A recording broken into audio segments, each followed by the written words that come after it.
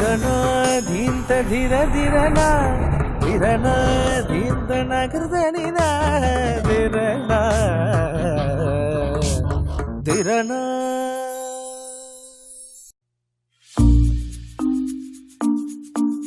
இப்போ பருப்பு உருண்டை குழம்பு செய்ய போகிறோம். அதுக்கு என்னென்ன தேவை எப்படிங்கிறது சொல்கிறேன். துவரம்பருப்பு, ஊற வச்ச துவரம்பருப்பு 1 கப்பு, காரத்துக்கு தகுந்த வரமிளகாய், சோம்பு, உப்பு, இது 3 போட்டு அரைக்கணும். மிக்சியில் வரமிளகாய், சோம்பு போட்டிருக்கேன். இதோட துவரம்பருப்பு, ஊற வச்ச துவரம்பருப்பு, உப்பு சிறிதளவு போட்டு இதை அரைச்சி எடுத்துக்கணும். இப்போ அரைச்சிருச்சு பருப்பு. இப்போ எடுத்து வதக்கிறதுக்கு, உருண்டை குழம்பு வதக்கிறதுக்கு சின்ன வெங்காயம் நைஸாக கட் பண்ணிக்கணும், பூண்டு நைஸாக கட் பண்ணிக்கணும், மல்லித்தலையும் கருவேப்பிலையும் நைஸாக கட் பண்ணிக்கணும். இது மட்டும்தான்.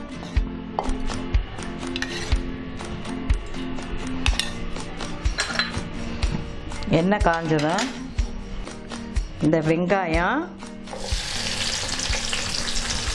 பூண்டு இதை லேசாக வதக்கிட்டு அதோட இந்த கருவேப்பிலை, மல்லித்தலை எல்லாம் போட்டு வதக்கணும்.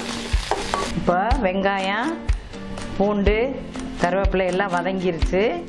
வதங்கினது இந்த பருப்பை போடணும். பருப்பை போட்டு லேசாக வதங்கணும்.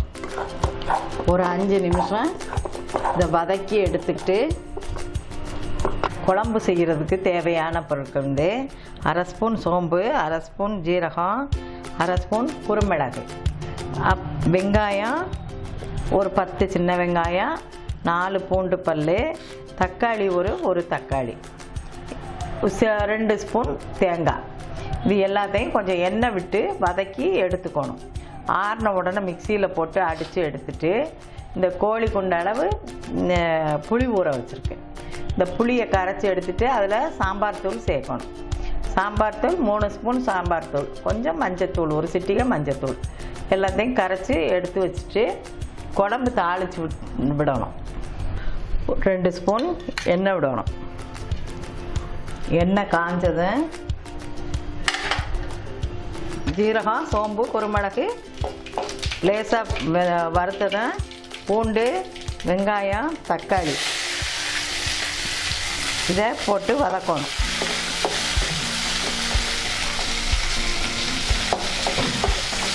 ரெண்டு ஸ்பூன் தேங்காய் துருவல்,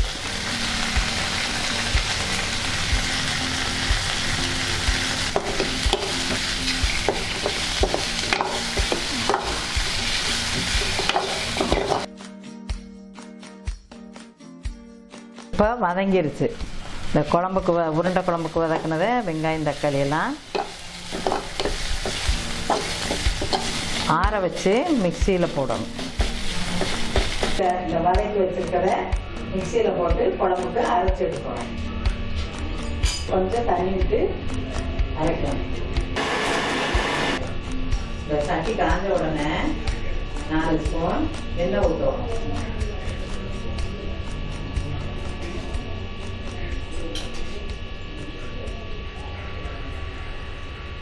இப்போ தாளிக்கிறதுக்கு சட்டியில் எண்ணெய் ஊற்றிருக்கு. எண்ணெய் காஞ்ச உடனே கொஞ்சம் பெருங்காயத்தூள், சோம்பு, கடுகு, உளுந்தம்பருப்பு,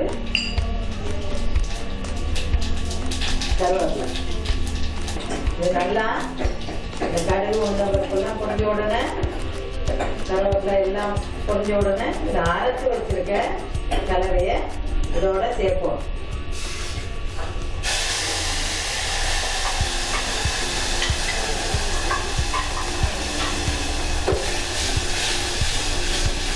புளிக்கரைசல் இதோட கொஞ்சம் சேர்க்கணும். சாம்பார் தூள் 4 ஸ்பூன்,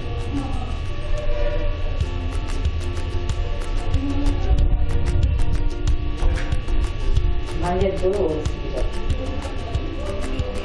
நல்லா கலங்கிட்டு தாளிச்சிருக்க கலவையோட இது ஊற்றுறோம்.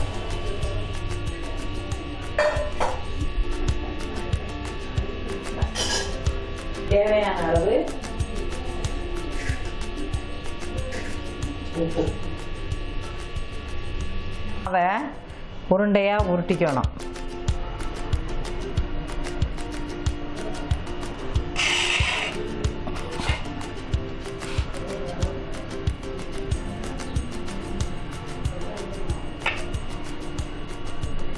உருண்டையெல்லாம் நல்லா அந்த மாவை உருட்டியாச்சு. நீ கடாயில் எண்ணெயை ஊற்றி ஒரு 5 நிமிஷம் போட்டு எடுத்து திருப்பி உடனே போட்டுடலாம் குழம்புல. சட்டியை காய வச்சு கொஞ்சம் எண்ணெய் விட்டுக்கணும். எண்ணெய் காஞ்சிருச்சு.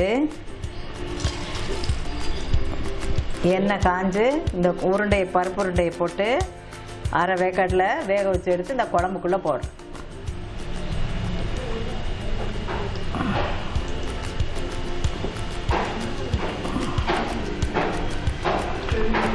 எல்லா பருப்பு உருண்டையும் இந்த மாதிரி வேக வச்சு எடுத்து குழம்புல போட்டுருவோம். போட்டு நல்லா கொஞ்சம் கொதி வந்த உடனே குழம்ப இறக்கிடணும். பருப்பு கோடா உருண்டை குழம்பு ரெடி ஆயிடுச்சு. நீங்களும் இதை செஞ்சு பாருங்கள். செஞ்சு பார்த்துட்டு சேனல் லைக் பண்ணுங்கள், சப்ஸ்கிரைப் பண்ணுங்கள்.